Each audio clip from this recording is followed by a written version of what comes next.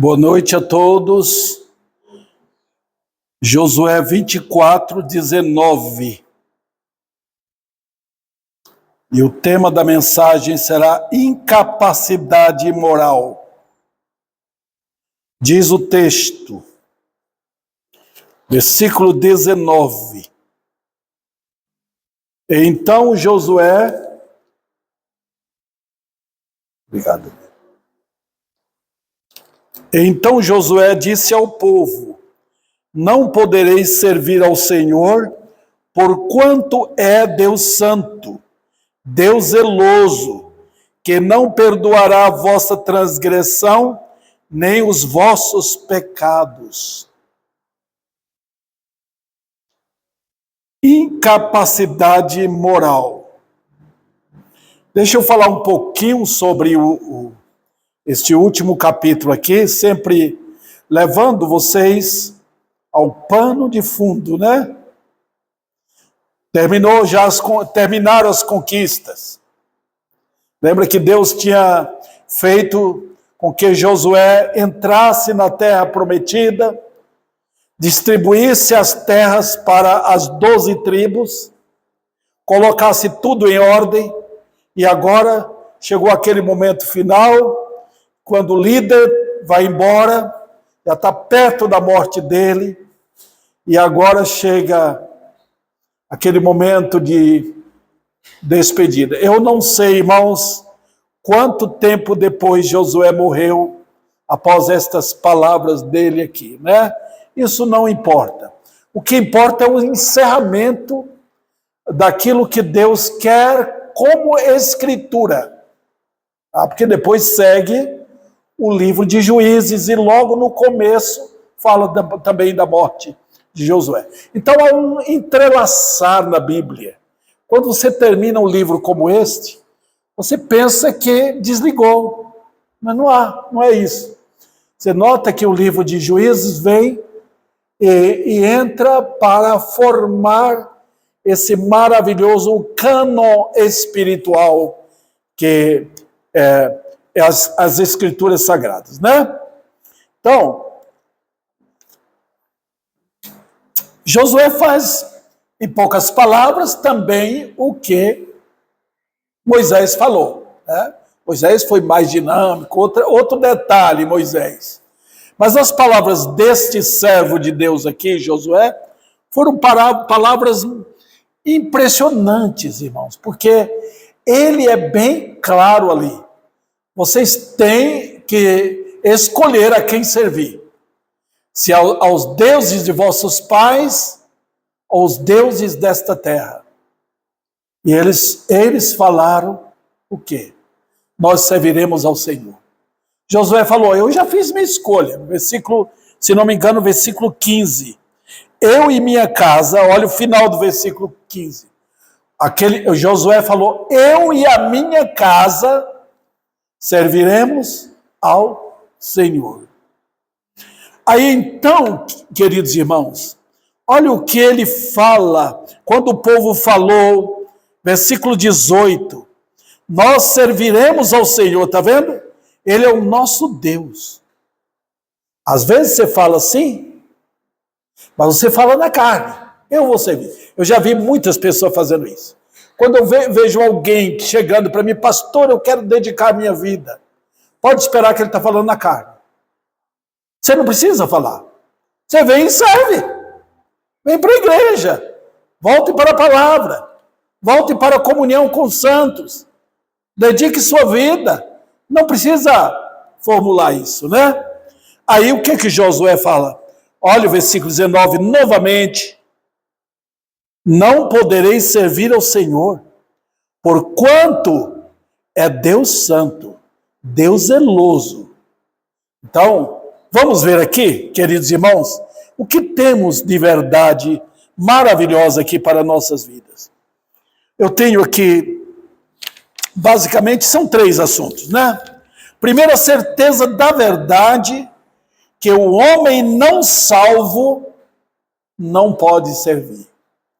Isso aqui é bom até marcar e gravar isso aqui no coração de muitos.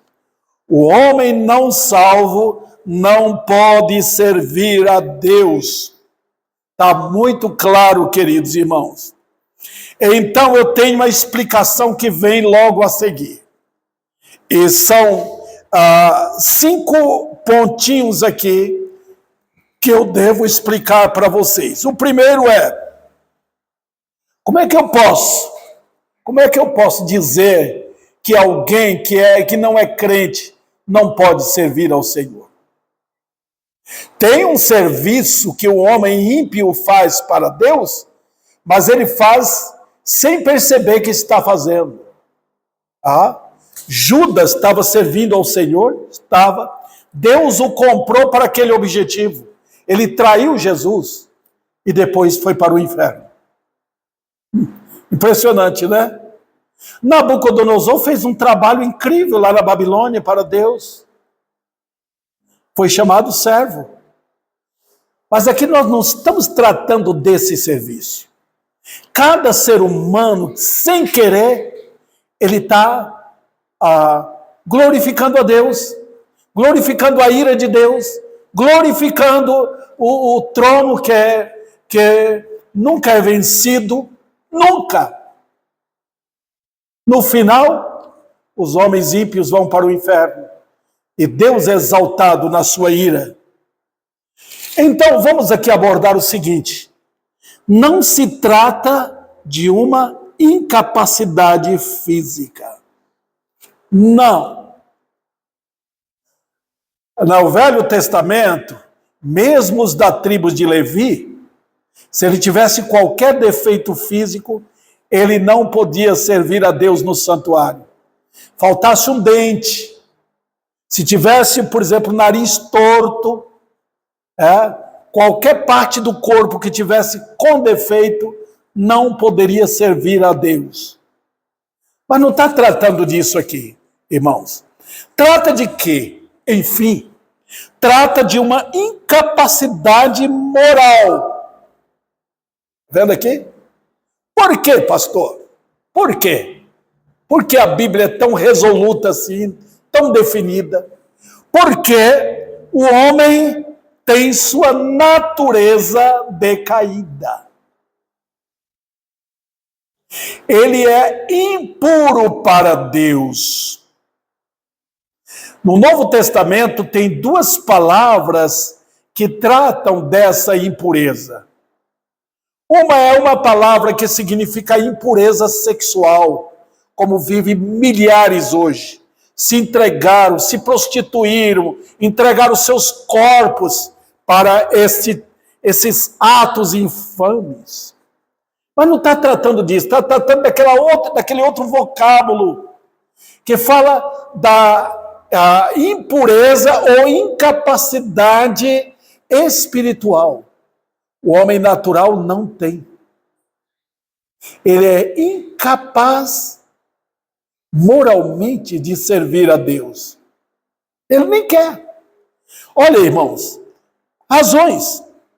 Ele não é de Deus. O homem no pecado não pertence a Deus. Ele não foi chamado para isso. Na Bíblia, o crente foi chamado. Vinde. Deus lida com esse trabalho na terra. Vinde. Ele é meu. Jesus atravessou Jericó, ignorou aquele povo do lado direito, do lado esquerdo, e foi adiante, até chegar na casa de Zaqueu, e chamar Zaqueu ao arrependimento e à conversão. Os irmãos lembram do histórico da cruz? Ele ignorou um e chamou o outro. Deus chama. Ele chama não somente para a salvação, mas ele chama também para o serviço. Então, o homem, como não é de Deus, ele é de quem? Obviamente, é do pecado. A segunda lição que emerge aqui, irmãos, é a natureza de Deus presta serviço perfeito. Perfeito. E esse serviço para Deus, o homem depravado não pode. Deus quer serviço perfeito. O nosso Deus, se os irmãos leem na Bíblia, Deus exigia os mínimos detalhes. Tá vendo? Eu vejo falsos crentes nas igrejas. Eles não conseguem prestar serviço a Deus, porque eles estão com o coração dividido. Uma parte eles dizem que pertence a Deus, mas outra parte é do mundo. Eles não amam a Deus totalmente. Eles não gostam de estar na igreja sempre, não amam a palavra de Deus. Vocês veem o homem dividido? Ele é uma parte do mundo e uma parte de Deus. No Velho Testamento, Deus requeria total consagração. Não podia ter nenhum defeito, não podia falhar em nada, porque Deus exigia mínimos detalhes. Os irmãos lembram da Arca da Aliança? Que Davi atreveu a colocar num carro novo, carro de boi. Colocou um carro novinho, os bois novos também, para carregar a Arca da Aliança. Parecia uma coisa perfeita.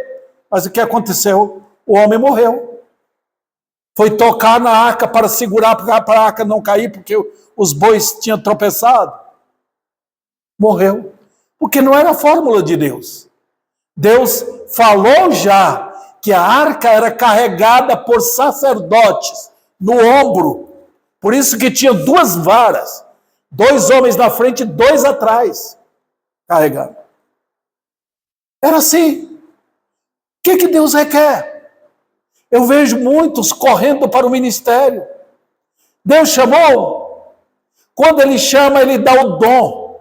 Quando Ele chama, Ele dá a capacidade, o poder. Quando a pessoa é chamada por Deus para servir, Deus dá um novo coração para a pessoa. Vamos adiante aqui, queridos irmãos. Em terceiro lugar, o melhor que os homens poderiam prestar como homem não salvos, careceria de coração e de intenção. De coração e de intenção. Eu amo a Deus, eu entrego tudo a Deus. O amor a Deus, o amor mostrado numa entrega, numa dedicação a Ele, é que mostra quem a pessoa é. Tá? Alegria, prazer. Quando a vida é dividida, não há isso. Eu quero que os irmãos vão comigo, só para carimbar esta verdade em seus corações. Vocês guardam aí Josué capítulo 24. Eu vou pôr aqui essa coisa. E vamos até Isaías. Os irmãos vão ver naquele texto. Aliás, um texto que eu diria para os irmãos já conhecido. Isaías capítulo 1. O versículo 5. Rapidamente os irmãos podem ver ali naquele capítulo que Deus chama a atenção do povo de Israel. O povo estava indo no templo em Jerusalém, o povo ia em abundância, levava dinheiro, levava os instrumentos musicais, levava animais para serem oferecidos. Mas olha o versículo 15 desse capítulo.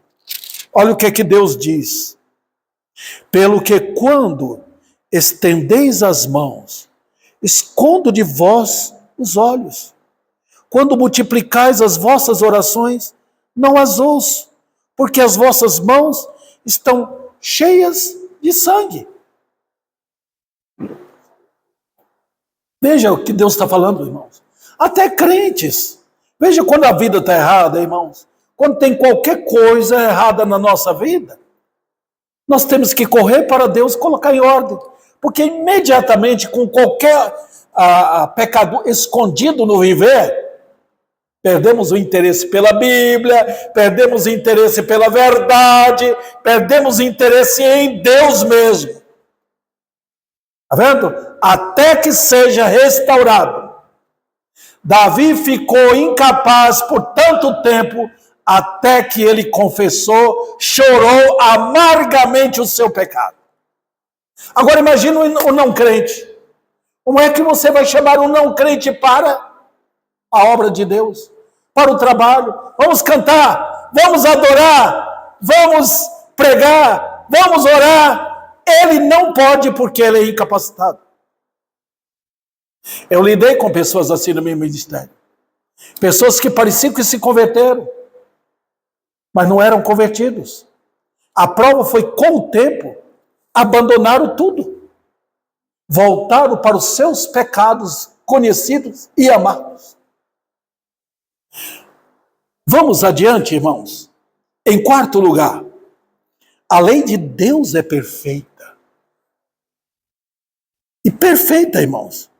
Quem pode ter esperança de cumpri-la? Não tem. Olha, se você, um homem, olhar para uma mulher com intenção impura, já cometeu adultério. Então, queridos, quem vai observar a lei? A lei de Deus exige perfeição absoluta. Não teve uma pessoa sequer na história que cumpriu a lei fora de Cristo. Ele foi o único homem que cumpriu perfeitamente a lei de Deus. Portanto, ele é chamado de o justo. A lei faz irradiar o sol de glória da presença de Cristo, porque ele satisfez a lei. Pedro, João, Paulo, eu, você, querido, todos nós quebramos a lei. Agora, um homem não salvo, um homem que não foi justificado, um homem que não foi purificado do seu pecado, como é que ele vai servir a Deus?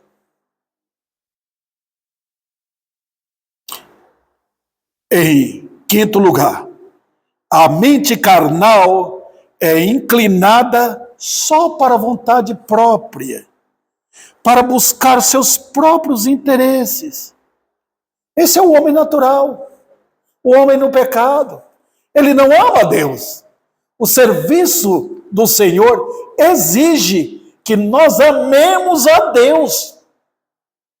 O homem de Deus não pode ser egoísta. Não, o homem natural vive de luxúria, de inimizade, de orgulho e todos os demais males. Ele é voltado para seus interesses carnais. Ele não tem prazer em Deus. Como é que vai servir? Deus nos chama atenção, irmãos. Calma, paciência. Nós não podemos tomar a frente de Deus para ter pessoas que não vão servir ao Senhor. Eles vão servir seus interesses. O homem natural pode vir na igreja, pode aprender a cantar, pode aprender a orar, mas não está servindo a Deus. Agora, vejamos o desânimo que brota dessa verdade. E aqui, queridos irmãos, eu posso dizer para vocês que o evangelho, quando é pregado da forma que deve ser pregado, causa desânimo. Muitos que puseram a mão para trabalhar, logo desanima com o evangelho, porque descobre o coração. E é assim. Quando o homem está pensando que ele é sadio, ele se põe para trabalhar. Mas quando o médico diz, você vai morrer, você está com uma doença, ele pronto, entrega. Acabou. Quando a Bíblia chega e revela o coração do homem, ele desanima, ele aquieta. Eu já vi muitos que pararam, sentaram, não quiseram fazer mais nada, porque o evangelho descobriu o coração. Que ele era. Silenciou. O falso evangelho abre a boca da multidão e todo mundo costuma dizer amém, aleluia. Começa a dizer que estão praticando louvorzão. O evangelho cala. Todo mundo. Você é salvo? Você se converteu a Cristo? Você ama Cristo? Você foi chamado pela graça? Ou você está brincando? Eu vou mostrar aqui, irmãos, 5 razões. Alega-se que isso leva os homens ao desespero. Mas é importante? Oxalá que aparecessem pregadores Mais homens pregando, pregando, pregando, tomando conta das ruas, das praças, das igrejas, por todo lugar, na internet, pregando, pregando, arrependa, se converta, deixa suas maldades, deixa suas mentiras. Isso daria um desânimo completo nos homens. Mas é salutar isto, queridos irmãos. É muitíssimo desejável. Cale-se. Os irmãos lembram quando Pedro pregou aquela mensagem, lá no dia de Pentecoste? Todo mundo calou. Houve um despertamento interno. Eles sentiram mal lá dentro, quando descobriram que eles mataram o Senhor Jesus. Eles foram culpados de ter pregado Jesus na cruz. Eles viram que a própria palavra de Deus estava falando lá em Joel, capítulo 2. Silêncio. Quando eles abriram a boca, foi para perguntar: que faremos? A sociedade evangélica hoje explode de louvor. Eles ficam suados de tanto dançar. O evangelho cala. Cale-se diante dele. Toda a terra. Segundo lugar. Tira a coragem dos homens para realizarem uma tarefa que é impossível. Queridos, o trabalho de Deus não é para qualquer um.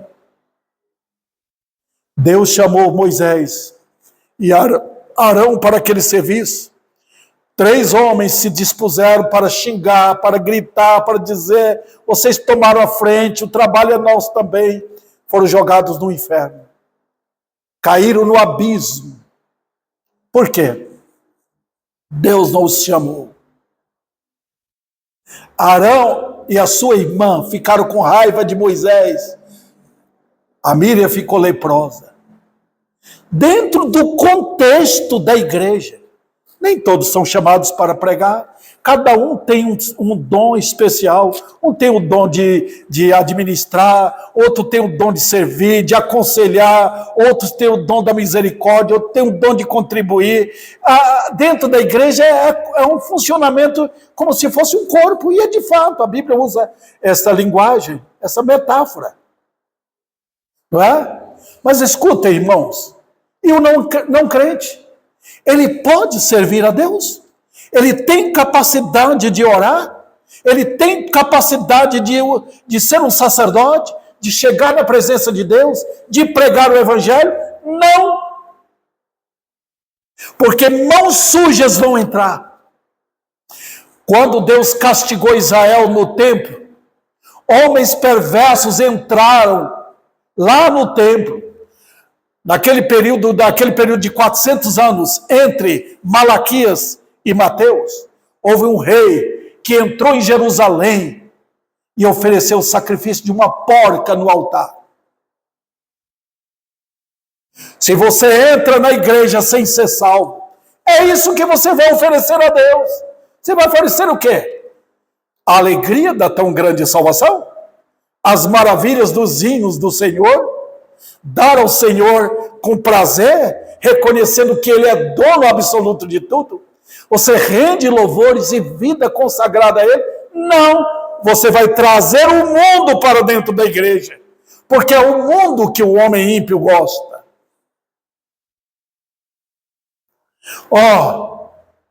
Spurgeon tentou usar uma ilustração para isso.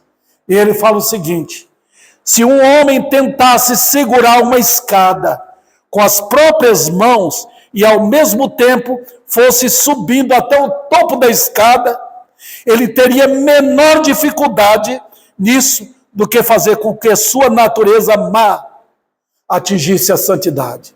É impossível. Em terceiro lugar, desencoraja seguir um curso prejudicial. E é verdade, queridos irmãos. Por quê? Observe o que acontece. O farisaísmo é uma atitude moral. É uma orgulhosa rejeição da misericórdia. Está cheio de farisaísmo no mundo. Cada religião falsa, cada seita é um farisaísmo. É uma maneira do homem dizer, eu posso fazer, eu faço do meu jeito. Hoje estão fazendo isso, eu tenho meu Deus do jeito que eu quero. É assim. O homem natural, ele pode dizer, eu não adoro ídolos, mas ele constrói lá dentro. Ele tem uma habilidade incrível de fazer o tipo de divindade que ele quer. Eu vou ser crente na minha casa. Eu vou cultuar lá em minha casa. Lá eu vou ler a Bíblia. Lá eu não preciso de uma igreja, não preciso de um pastor. Isso é farisaísmo. Isso é ir contra o Senhor. Toda falsificação evangélica entra nisso. Porque é o esforço do homem para tentar fazer o que ele acha que ele deve fazer. Ok? Assegurando aos homens que tais coisas são mais do que insuficientes. Eles não podem. Os irmãos perceberam a necessidade da pregação do Evangelho hoje, em nossos dias? Em quarto lugar, desestimula a confiança nas cerimônias ou em qualquer outra religiosidade exterior, assegurando aos homens que isso de nada serve. Não serve. Você pode chorar, você pode usar a roupa mais bonita que quiser, fazer do seu cabelo o cabelo que você quiser. Você pode se, vamos dizer assim, reformular exteriormente, mas nada disso serve, porque não muda o coração. Está vendo o que acontece? É a religião falsa. Não pode servir ao Senhor. Foi isso que Josué deixou bem claro para aquele povo. Vocês não podem servir a Deus. Não tente fazer do jeito que vocês querem. E o livro de Juízes, irmãos, quando vocês saem de Josué e entram no livro de Juízes, vocês vão ver o que aconteceu. Olha que histórico de nação, de uns 300 anos de completo abandono de Deus, da lei de Deus. Cada um fazia o que bem queria naquele tempo. E é o mesmo que nós estamos enfrentando hoje. Cada um faz o que quer e diz que está bem com Deus. Não está.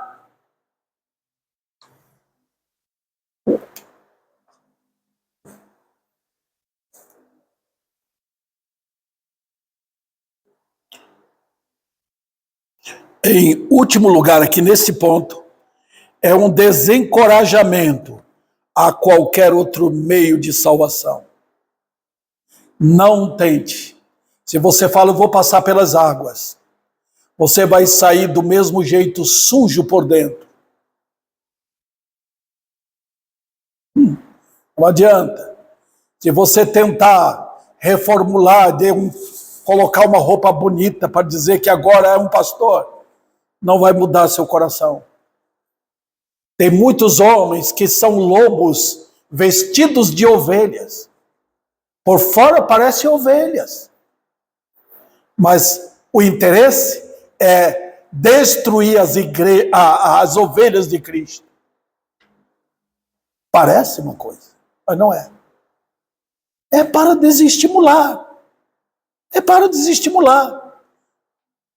Quando o homem não é salvo, ele tem um começo incrível na igreja. Ele vai trabalhar, ele faz isso, ele quer, mas não vai demorar muito. Ele começa a trabalhar dentro da igreja para puxar para dentro da igreja o que ele gosta, o que ele quer.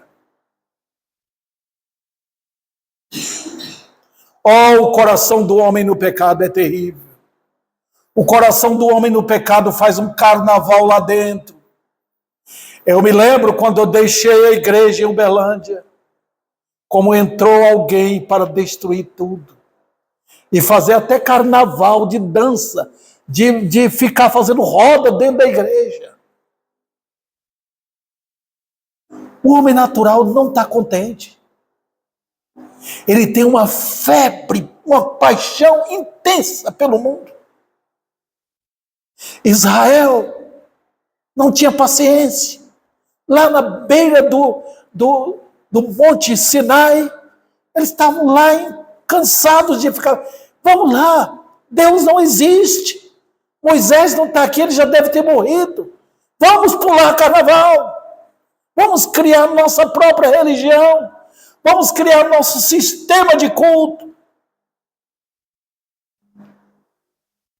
Assentaram para comer e levantaram para divertir.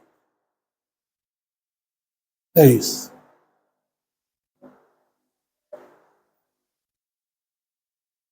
Portanto, sem a fé em Cristo, uma fé bíblica, simples, dinâmica, de um coração arrependido, é necessário para que o homem sirva a Deus. Eu vou passar para o último ponto agora. Necessidades das quais essa verdade nos lembra. Primeiro aqui, homens não crentes, homens que não nasceram de novo, não regenerados, antes que possam servir a Deus, devem lembrar que precisa de quê? Vamos citar aqui. Preciso, primeiro, de uma nova natureza, que só Deus pode dar. Lembra que Jesus falou? Se não nascer de novo, não pode entrar no reino de Deus? Está vendo? E Pedro fala da necessidade de nascer de novo. Fostes regenerados. Deus está brincando, irmãos? Deus está brincando? Não. Ele está falando sério. Ele disse, tem meu tempo. Quando ele mandou os discípulos, antes deles subir para o céu, ficar em Jerusalém. Espere lá. Ele não marcou a data. Ele disse ficar lá. Eles ficaram aquele tempo em Jerusalém, até que desceu o Espírito Santo. Aí sim, o poder veio a habitação do Espírito, veio o poder do Espírito. Pedro foi um homem agora poderoso para pregar. Ele não mais puxou da espada para cortar ninguém. Ele e João estavam prontos. Olha o poder de Deus atuando em homens, fazendo-os nascer de novo. A Bíblia diz que a igreja era uma igreja que saía para dar testemunho. Eles não saíam para pregar. Não era função dos irmãos em Cristo. Os homens que foram chamados para pregar, pregavam. Barnabé, Estevão, mas os crentes simples davam um testemunho vibrante. Olha o que Cristo fez da minha vida. Ele me salvou. E aquilo abalou Jerusalém. O evangelho foi, irmãos, abalando toda Judeia, Samaria, e foi até os confins da terra. Incrível. Por quê? Porque Deus estava operando um novo nascimento.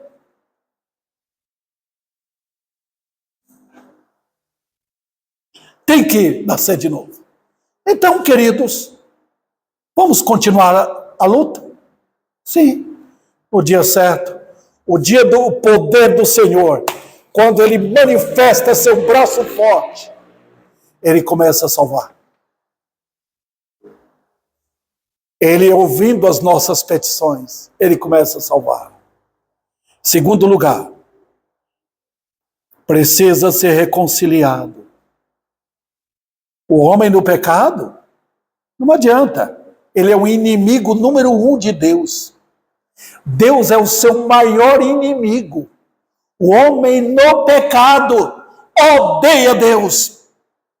Odeia lá fora, odeia dentro de casa, odeia comendo, odeia dentro de sua igreja, onde está adorando ídolos. Ele odeia Deus e diz, sai daqui, sai, não quero sua lei. O homem é um inimigo de Deus. E ele não quer nem um pouco reconciliar. Se ele pudesse, ele encontraria Jesus como Saulo tentou achar, para matá-lo. O homem natural é assim.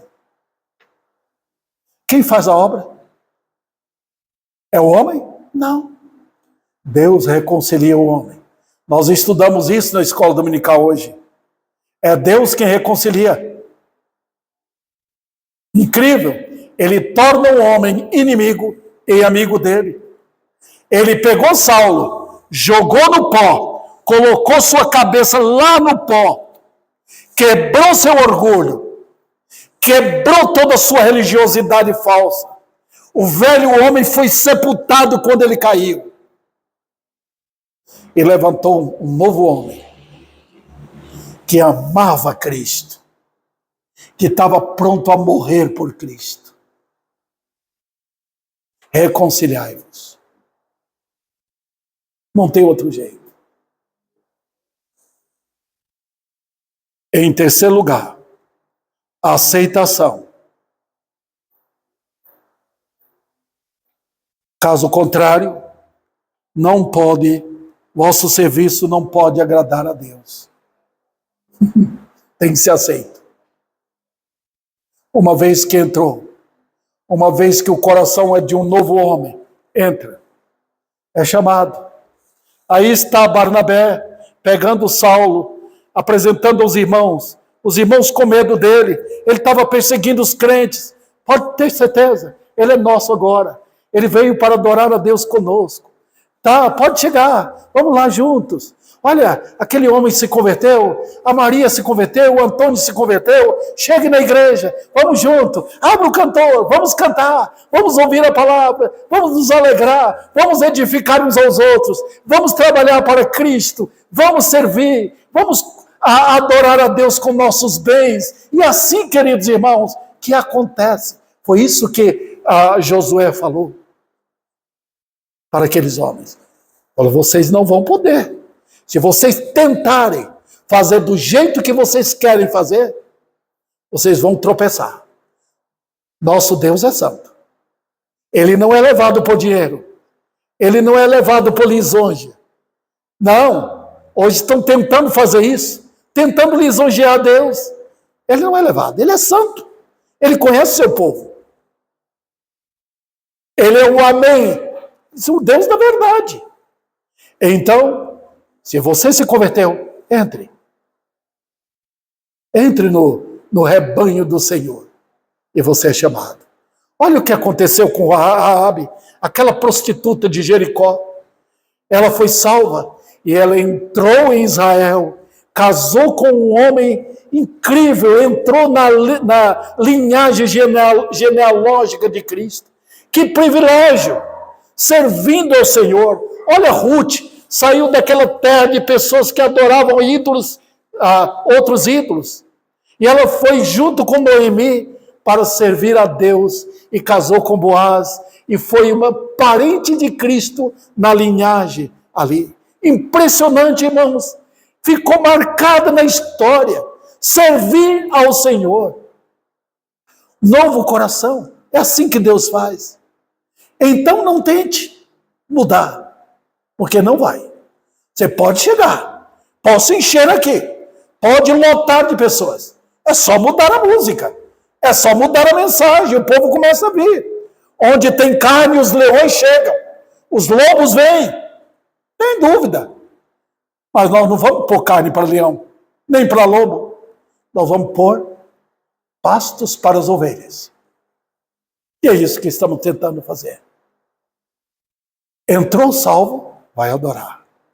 Entrou não salvo, vai criar dificuldade. O Senhor se afasta. O Senhor se afasta de um ambiente onde o mundo entra. E para chegar aqui, no fim, receberá contínua ajuda da graça. Opa! Nós, os crentes, sabemos que, não podemos fazer o serviço do Senhor sem o poder dele. Nós somos fraquinhos, até para vir na igreja. Há tanta canseira, tanto enfado. Nós temos que, deliberadamente, pela fé, dizer, eu irei para a igreja, custe o que custar. Para orar é uma dificuldade. Dobrar os joelhos no chão, encontrar um lugar tranquilo para pedir a Deus, não é fácil. Não é fácil ter comunhão com os irmãos. O mundo entrou na nossa casa, tem a televisão, tem a internet, tem tudo ali para a gente gastar nosso tempo à toa, tem os filmes, e nós queremos nos envolver com isso, porque isso agrada a nossa natureza carnal. Então nós precisamos da graça. Dizem que quando Spurgeon era chamado para pregar, tirado lá do escritório dele, iam 2 homens para pegá-lo, ele estava tão caído para pegá-lo e trazê-lo ao púlpito, sentindo a sua intensa fraqueza. Meus queridos irmãos, e eu encerro aqui. Nenhuma vespa pode fabricar mel. Parece abelha, né? Mas não pode. É preciso que ela se transforme em abelha. Não tente, vespa não vai produzir mel. Uma porca não se sentará para lavar a cara, como um gato faz diante do fogo. Um debochado não terá prazer na santidade. Um demônio não pode louvar ao Senhor como os anjos o fazem. E nenhum homem não regenerado, que não nasceu de novo, nem homem, nem mulher, nem jovem, pode prestar culto aceitável a Deus, como fazem os anjos. E agora? A resposta está onde? Está na cruz. Cristo na cruz abriu a porta. Ele diz, eu sou a porta. Quem entrar por mim será salvo. O pecador olha para Cristo. Tira os olhos do mundo. Tira os olhos da nova era. Tira os olhos das mentiras. Tira. Escuta a voz do Senhor, como nós cantamos hoje. Escute. Ele chama. Segue-me. E o pecador vai arrependido. Você lembra do peregrino? Aquela história fantástica, daquele sonho que John Bunyan teve? Como o peregrino chega na cruz, com o fardo do seu pecado. E quando ele chega em confissão, o fardo cai. Novo homem, sem nenhum peso nas costas. Ele passa a trilhar o caminho rumo ao céu e até chegar no lar. Cristo é dali que procede. É da cruz que procede. Não do programa ecumênico do diabo. Não do programa comunista do diabo. Vem da cruz. Creia em Jesus como seu Salvador. Creia com o coração compungido, quebrantado. Ó pecador. Ah, pastor, mas eu sou cheio de pecado. Não tem problema. Chegue. O sangue dele purifica de todo o pecado. Pode chegar. Ele é o Salvador. Ele vai salvar agora. Ele fez isso na minha vida. E ele fará na sua vida.